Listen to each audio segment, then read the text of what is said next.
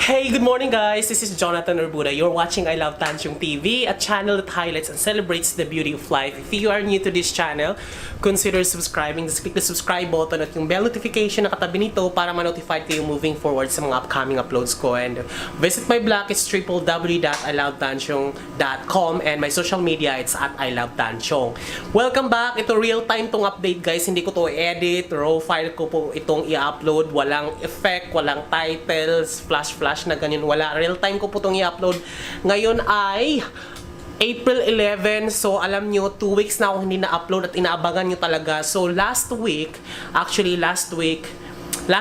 kasi every weekend ako nag-shoot tsaka nag-edit, diba? So last weekend, dapat talaga pupunta ako sa isang Thailand. Alam mo yung parang mini Thailand na nasa Laguna Lake? Basta yung ano siya, parang Thailand yung motif niya. Kasi in-invite ako ng kaibigan ko na nakita nyo rin sa vlog na si Aileen tsaka sila Princess. Dapat kami magkakasama na pupunta doon sa Thailand restaurant na parang Thailand talaga. Parang nasa Thailand kami, mga Buddha na sa Alabang yata. Or Alabang siya pero nasa lake siya ng Laguna banda. So, i-google nyo na lang. Tapos, parang Thailand siya mini Thailand of the Philippines is a restaurant. So, dapat nung weekend pupunta kami. So, ngayon, Diyos ko, talagang nagkasakit po ang iyong abang lingkod. Talagang Friday pa lang, nag-hatching na ako. Kasi viral siya. So, pagdating sa office, lahat doon sinipon. Tapos, ako nahawa. Friday pa lang sinipon na ako. Tapos, gumasgas na yung lalamunan ko. Parang sabi ko, ay may mali na. Tapos yung pakiramdam ko, may mali sa katawan ko. So nung Sabado-Linggo, instead na lalamyerda ako at meron akong may i-upload, wala as in wala talaga akong na-i-upload. Tapos ang ginawa ko, nakahilata lang ako at uminom ng antihistamine para sa hatching. Tapos nag-Bactidol, Diflam para sa pamamaga, tapos nag-Alaxan din ako kasi sakit yung kalasukasuan ko dahil sa lagnat nga.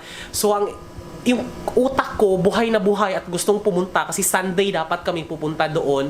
So hopefully dapat Sunday ng hapon meron na akong content na mai-edit at mai-upload. So wala, nakahilata lang ako buong weekend. Tapos nung pagdating ng Lunes na uwi sa hika ang aking lagnat. So as in wala talaga. So ngayon, Huwebes na, alas 5 ng umaga. So kauwi ko lang galing ng trabaho. So update lang kasi kung ano mga nangyari. Meron po ako talagang mali na nagawa ngayon. Update lang po dito sa aking micro-living lifestyle. Ito, nagsaing karating ko lang habang magsasaing ako at inaantay ko to na maluto mga 30 minutes. Bumili na rin ako ng ulam ng munggo. Tapos sabi ko mag-vlog muna ako ng mga saglit update lang na vlog.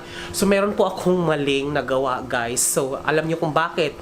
Kahapon, siguro sobrang antok ko, bumili ako ng almusal kasi bumili ako ng tulad nito, bumili ako ng munggo ngayon. So bago ako umakyat dito, bumili muna ako ng ulam sa karinderya. So bumili ako ng tinola, so mga 2 hiwa, ganyan 45 pesos. So hinigop-higop ko yung sabaw, ang sarap talaga. Tapos nung kinain ko yung manok, ang lansa-lansa. So sabi ko, itapon ko na lang siya. Sabi ko, kaysa ipipilitin yung sariling kainin, ang lansa talaga niya. So ngayon, normally kasi ako, pag merong mga kanin or mga leftover na maliliit, ganyan, fina-flash ko sa CR.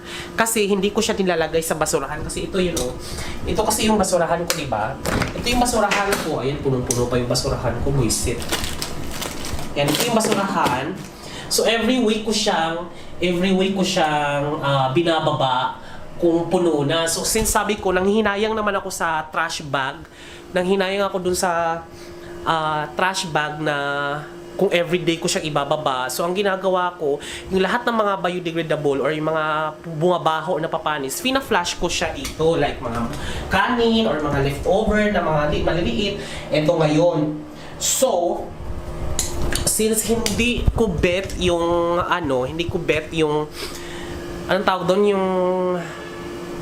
yung laman nung tinola, finlash ko sa CR. Tapos I just realized na shit, may buto pala siya. And then tapos nagulat ako, hindi na nag-flash. Ipakita ko lang sa inyo guys. So ayan ha,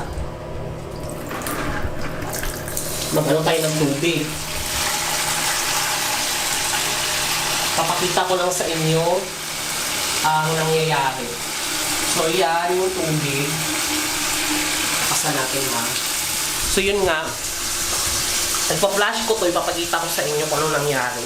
Nang I just realized na ang laman pala nun ay may buto, ganyan, tapos may laman. So, technically, pag mga sili, malalaki, or mga kanin, kahit buong kanin na napapanis, tinatapon ko dito, yung galing sa kaldero talaga napapanis, naka-flash siya. Kasi nga, nadudurog na naman talaga siya. Pero, na-realize ko, karne pala siya. Tapos, ito lang nangyari. Pakita ko sa inyo. Ayan siya. Ipa-flash ko siya ha. Tignan mo, hindi na siya nagpa-flash. Ayan o, ang bagal-bagal bumaba. As in, bonggang-bongga. Hindi na talaga siya bumababa. So ngayon, itong pump na to, ito, yan. Yung pump na to, hiniram ko to sa driver na kasi may service kasi ako na motor para papasok sa trabaho. Hiniram ko, sabi ko, pahiram mo na ng ay, may ipis pa tuloy sa camera. Pahiram muna ng bomba kasi ibubomba ko. So, kahapon talaga, nung pag-flash ko niyan, siguro yung isang balding tubig, bababa siya, siguro bumababa siya hanggang mga 1 minute bago maubos yung tubig. So, ang tagal ma-flash. Sabi ko, naku, hindi na talaga siya functional. So, nasisisi ko yung sarili ko, ang gago ko talaga. Tapos, sabi ko, pinamp ko ngayon kasi nakahiram ako. Nung pinamp ko, siguro yung mga 60 seconds na bumababa yung tubig. Ngayon, nagiging 30 na lang. So, tingnan natin. Bumababa na siya. Pero hindi ganon. Ayan, bumaba na siya. Pero hindi ganon kabilis. So, feeling ko pag na ako dito ng tubol talaga, feeling ko talaga hindi siya mafa-flash. So, sinungkit ko na lahat, pinamp ko na. So, hindi pa rin. So, it's either bumaray siya.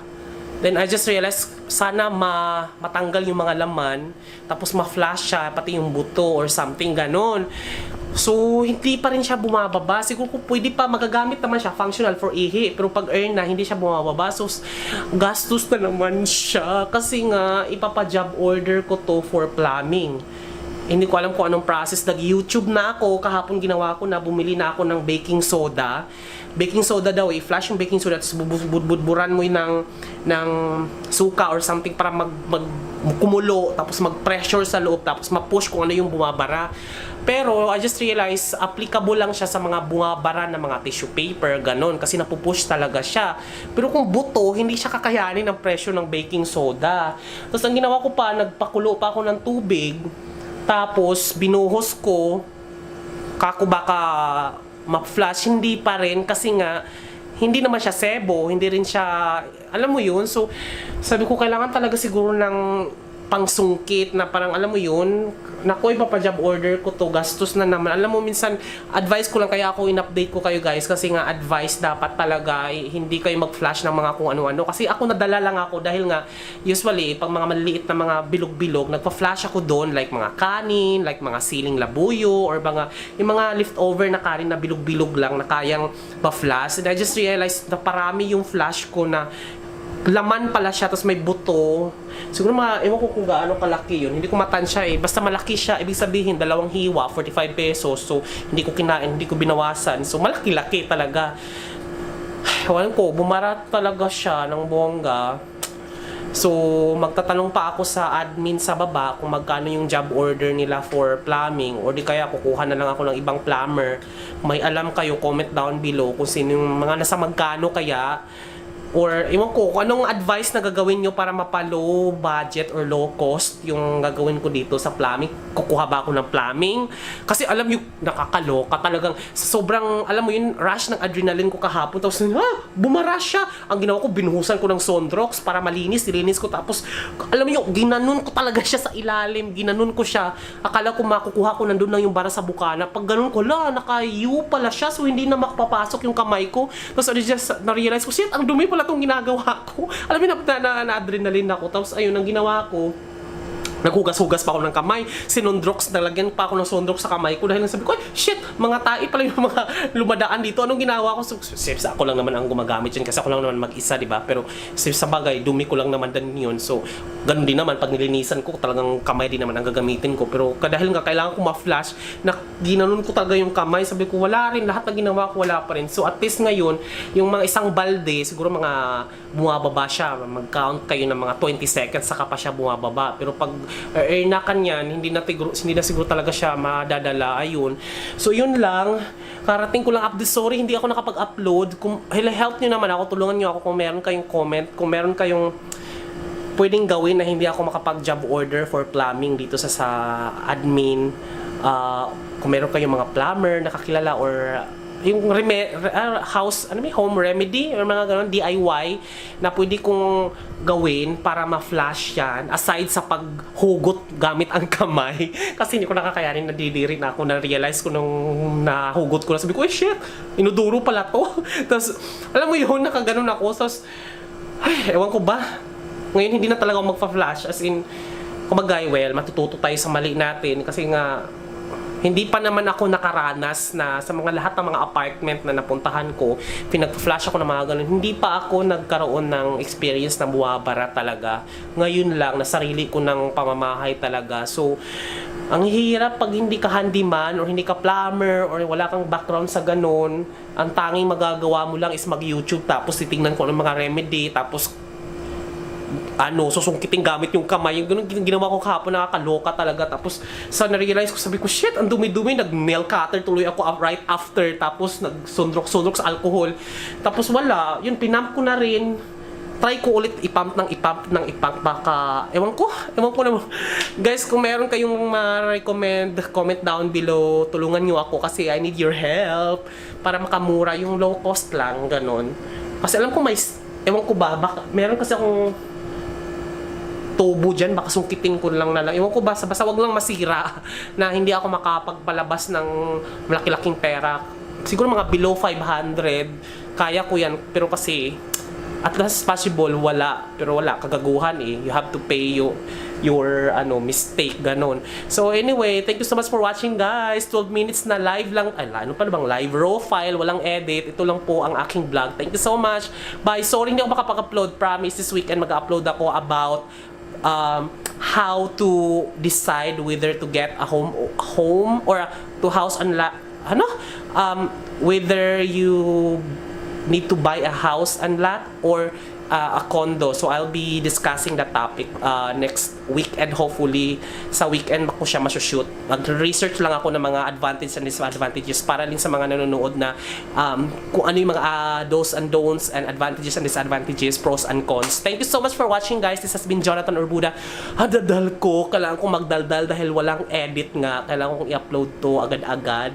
This has been Jonathan. Thank you so much. Bye! O diba, ang daldal ko kailangan para tuloy-tuloy, para walang edit. Bye! Mwah, mwah.